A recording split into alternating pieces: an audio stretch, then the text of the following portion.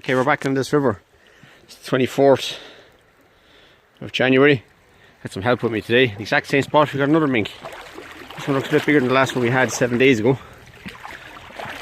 A bit more of a decent size one. I'd say it's a young buck by the looks of him. I put in tin dog food the last time, and we have a catch here now 7 days after. Not a bad start to January. We got a bit of snow last night. Doesn't look like too much down here in the river, but it's actually probably about half an inch up on top. So hopefully that's forcing them back to the rivers to hunt a bit more. Okay, you can see where the kids are up there. The mink is just, or the tip of my finger is on camera focuses. I come down to the bridge here where I have another mink trap, cage trap. It's sprayed black. I have camouflaged over a bit of grass because we're right underneath the bridge here. It's just a natural point of curiosity for people to stop and have a look over at the river. So a bit of camouflage on top of it, stop it being easily identifiable from up there. I also done is put a bit of dog food in the back. Just got a small bit and rubbed it up the wall. What I don't do is I don't put any around the front of the trap, because what will happen is in this weather or any weather, the small birds will start coming down, they'll start picking at it and taking the little bits, and then what they'll do is they go into the back of the trap and they'll take the dog food, and there's no bait in it. And while the trap might be scented up enough for them to actually go in, I prefer to actually have a bit of food inside in it.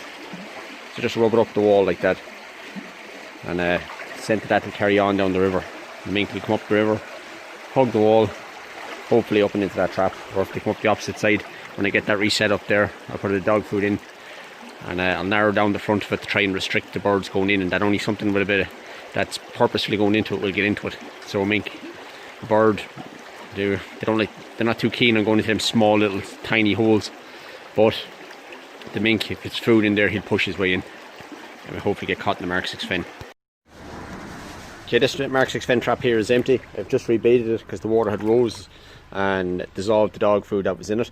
So this is just up from my own house. My own house is just up through them trees there. We have the 100 plus free ranging hens and 30 odd ducks.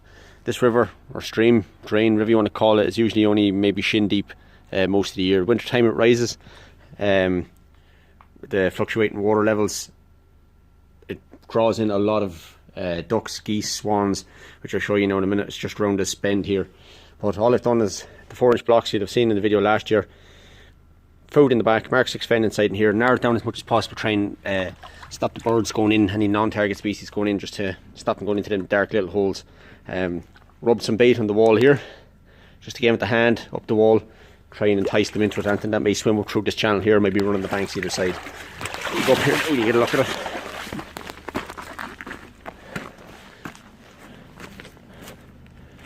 You can see significant water levels out here in this field. Haven for ducks, geese, swans. So wanting many mink that may be running them banks, hunting for an easy meal. Hopefully come up around the bridge area there and we'll catch them. What we've got here now is the mink that we caught today on the 24th. This is the mink from the 17th. Okay, so the tail cut off the one from the 17th, and this tail will get cut off this guy today. The reason to keep the tails is there's a €3 mink bounty from the government of Ireland for the reduction in numbers of mink. And why do I still have the mink from a week ago? Well, what happened was I left them up on top of a wheelie bin here to dispose of, and inevitably fell off the back of it. And when I came over to cut the tail off this guy, I seen him on the ground, so I'll have to get rid of the two of them now in a minute. But they're pretty similar in size, but the top one is a female. This guy here is the buck mink that was caught today. Both caught with the Mark 6 fen trap in the exact same location, and it's just to show you anyway that they're two different mink. People will be thinking there's no way you're catching the numbers of mink that you're getting in the same locations, but perseverance, you will catch them. Okay, little tweaks, different changes of bait. Obviously the weather helps, but obviously the enthusiasm to keep going and trapping. You're going to check far more empty traps than you will full traps, and you just have to persevere through checking the empty traps. Okay, that trap there is under the 5k radius at the minute with the restrictions. I think it's about 4.8, but every day it's checked. You have the possibility of having a catch in it, and the longer that mink is left in that trap, the less time it's working to catch another. Okay, so keep persevering with the empty traps. You will catch them. Change the bait, tweak the locations, and persevere.